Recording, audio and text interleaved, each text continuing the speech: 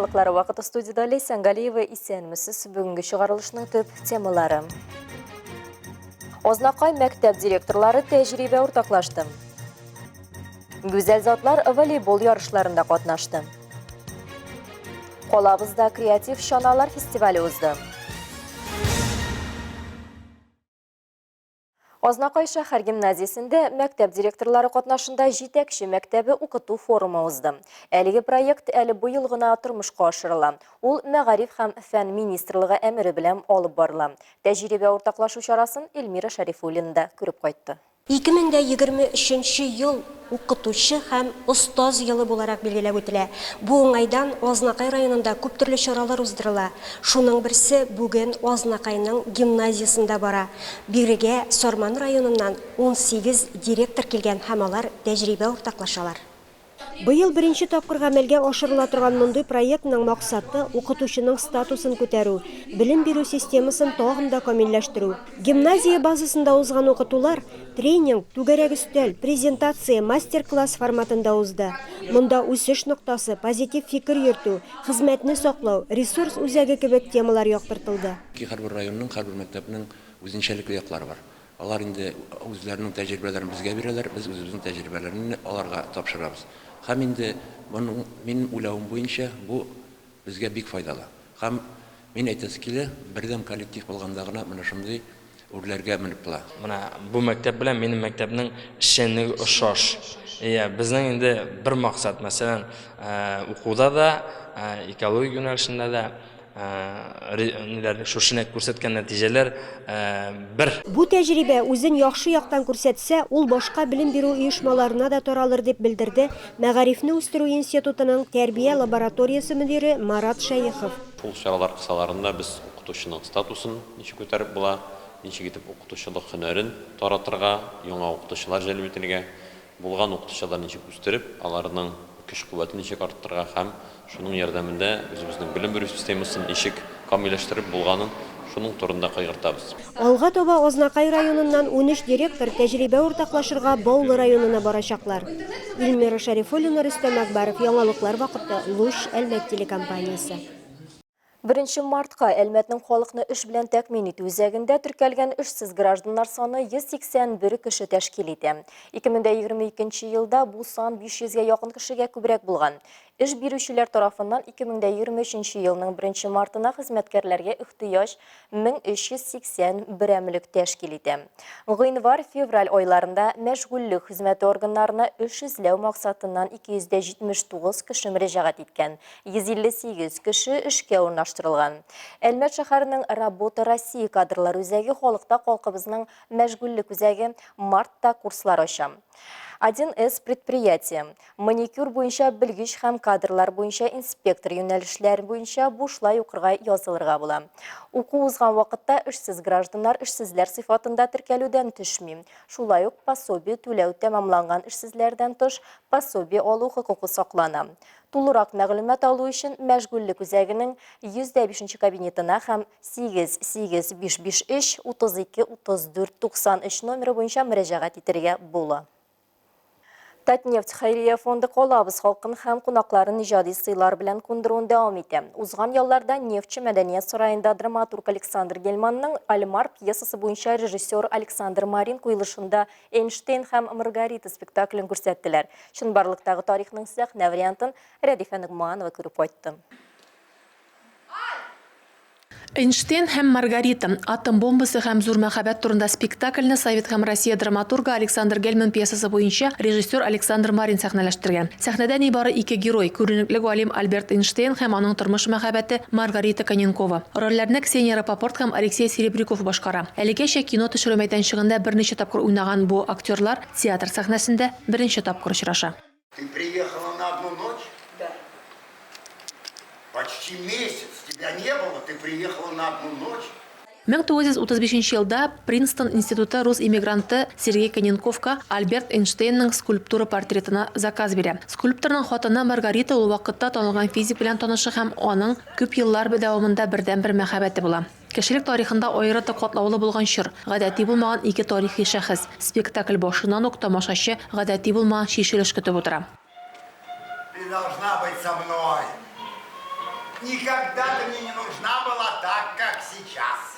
Совет һәм Россия драматургы Александр Гельманның Альмар пьесасында вакыйгалар Эйнштейн йортында Каненкова килгән төндә бара. 1945 елның августында Америка Кушма Штатлары Хиросима һәм Нагасакига атом бомбалары ташлый. Америкага нацистлар һәм якынлашып килүче сугыштан кайткан Эйнштейн бу хәлләрне бик кискен кичерә һәм үзен америкалыларның атом коралы төзүдә гаепли. Озак еллар сөяркәләренә түгел, бер җан булып яшәгән галимгә Маргарита Кобат ире белән Советлар Союзына кайтуын хәбәр итә. Бу юлы мәңгегә. Эйнштейн аны калырга ышандырырга тырыша, ләкин аерылышу котылгысыз.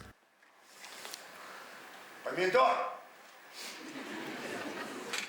Тыныч төндә Принстондағы галим йортындагы коточкыч сүзләр әйтеләчәк һәм куркыныч сер ачылачак. Бу хакыйкать спектакльне караган тамашачыны да уйландырырга мәҗбүр итә торган. Рәдиф Яныкманов, Дамир Курбанов, яңалыклар вакыты, Луч, Әлмәт телекомпаниясе. Волейбол барлык шәһәрләрдә, авылларда да балалар яратып уйный, олылар да үз итә торган спорт төре. Халыкара хатын-кызлар көне алдыннан узган Татнефть спорт ярышларының 4нче этабында волейбол ярышлары булды. Бер вакытта 4 мәйданчыкта узган уеннарны тантаналы ачылышны Лина Хәсәншина күзәтте. Татнефть компаниясы спорт ярышлары кысаларында узучы волейбол ярышларына җыелган гүзәл затларны иң беренче булып Татнефть компаниясы генераль директорының социаль үсеш буенча урынбасары Рөстәм Мөхәммәдиев сәламләде. Это очень интересный вид спорта. И я очень благодарен вам, дорогие наши девушки, за то, что вот вы увлекаетесь этим видом спорта. Еще раз говорю вам большое спасибо. Ну, понятно, победит сильнейший. Всем вам успехов, здоровья, всего хорошего. Всего хорошего. Спасибо. Татнефть компаниясының яшьләр комитеты рәисе Дмитрий Несмин да иң изге теләкләрен юллады. Кызыклы уен һәм иң көчлеләргә җиңү теләп, ярышлар рәсми рәвештә ачылды. Күпләр өчен Татнефть компаниясы спорт ярышлары төрле шәһәрдәге хезмәттәшләр белән күрешеп, аралашып, елларны актив үткәрү ысулы. Волейболом занимаюсь с детства. В Татнефти я участвую уже буквально 9 лет, как устроилась. Волейбол вообще замечательный вид спорта. Он развивает и командный дух, и вообще физическое здоровье.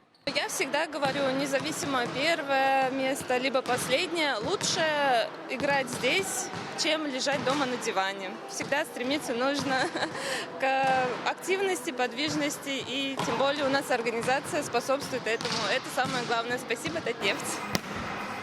Шыннан да Татнефть компаниясы эшчеләренә барлык спорт төрләре белән дә шөгыльләнү өчен мөмкинлекләр тудыра. Спорт ярышларын уздыру сәламәт булу гомерне озайтуны максат итә.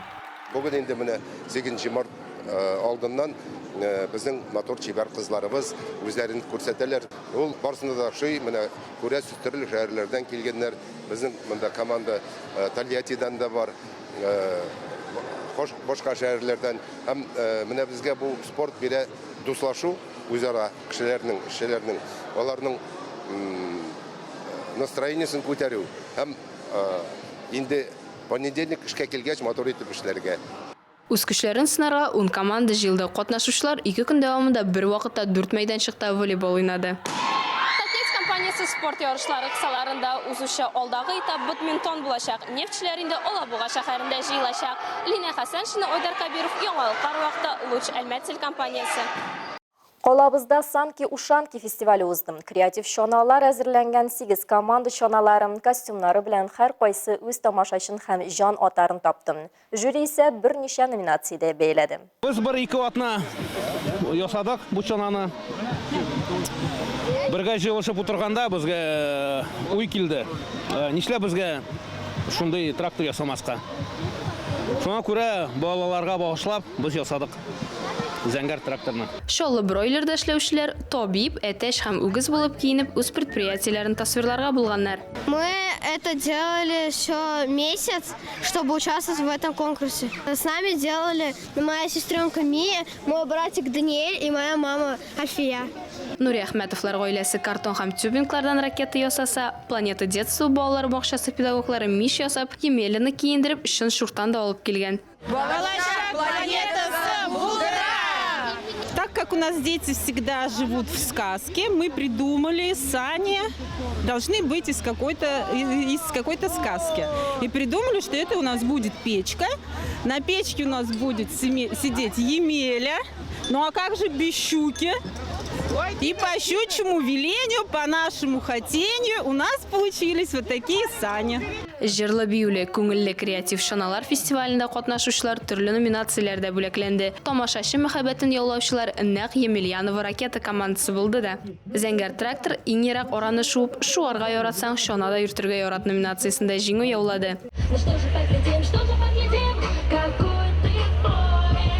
Гран-при статуэткасын алучылар бадминтон корольләре командасы булды. Ознакай районы Мәлбагыш авыл җирлеге башлыгы Азат Әхмәтшин әтисе белән бергә шона ясый, тормыш иптәше белән бергә сценарий чыгышларын уйлый һәм кызларын да җәлеп итеп Ознакай районында Мамадышта да катнашып сезонны ябарга Әлмәткә килә. Күп еллар буе без бадминтон белән шөгыльләнгәчтә, менә безнең идея шундый, бадминтон ракеткасы формасында шонаны ясарга. Без аны бер атна эчендә ясадык. Ясадык без аны үзе диван, иске диваннан һәм инде полипропилен трубалардан инде. Лина Хәсәншин, Рафаэль Сафин, яңалыклар вакыты Луч Әлмәт телекомпаниясе. 2 марттан 4-нә кадәр Мамадышта көрәш буенча Татарстан беренчелеге узды. 2007-2008 елгы егетләр арасында узган республика ярышларында 310 спортчыдан торган 43 команда катнашты. Команда зачетында Әлмәт җыелма командасы 4-нче, шәхси беренчелектә Ринат Галимов 1-нче, Ислам Шәяхмәтов һәм Иван Телишев 3-нче урынны яулады. Түбән Камада 2005-2006 елгы юниорлар арасында бокс буенча республика беренчелеге узды. Турнирда Татарстанның иң яхшы боксчылары катнашты. Алабуга, Казан, Түбән Кама, Яршаллы, Бөгелмә, Ознакай, Лениногорск, шулай ук Җәлил һәм Кама аланы спортчылары осталыкларын күрсәтте. Әлмәтнең Дивон бокс клубы һәм Юнис спорт мәктәпләрендә шөгыльләнүче Даниил Шимановский, Артур Шамгунов һәм Риналь Фатхуллин калабызда 2 көмеш һәм 1 бронза медаль алып кайтты. Кеше Яшел Үзән шәһәрендә грек-рим көрәше буенча узган республика беренчелеге тәмамланды. 2 марттан 5-сенә кадәр Татарстанның 16 яшькәчә 186 спортчысы келәмдә көч сынашты. Спортчан көрәштә Казан, Әлмәт, Чистай, Бөгелмә, Лениногорск, Ознакай, Яршаллы, Яшел Үзән, Баулы һәм Урусу егетләре осталыкларын күрсәтте. Ярыш нәтиҗәләре буенча Әлмәтнең Олимпия резервы спорт мәктәбендә грек-рим көрәше белән шөгыльләнүче спортчылар калабызда 2 алтын, 2 көмеш һәм 3 бронза медаль алып кайта. 6 марттан 15 мартка кадәр Татарстан Республикасында каршы як полоса дигән профилактик чара узачак. Дәүләт автоинспекциясе юл хәрәкәтендә катнашучыларның барысында юл хәрәкәтен тайпылышсыз үтәргә чакыра. Узып китү кагыйдәләрен бозган өчен 5000 сум штраф яки 6 айга кадәр кабат кагыйдә бозучыларга 1 елга идарәдән мәхрүм итү каралган. Административ җәзага тартылган һәм әлеге гамәл өчен идарә итү хукукыннан мәхрүм ителгән зат яки әлеге гамәлне башкарган өчен хөкем ителгән зат тарафыннан хукук бозу очрагында 3 елга кадәр иректән мәхрүм ителү куркынычы яный. Бүгенге шулар иде. Мин Ләйсән Галиева һәм монтаж операторы Алия Бәйрамалова сезнең белән сау булышабыз. Исән сау булыгыз.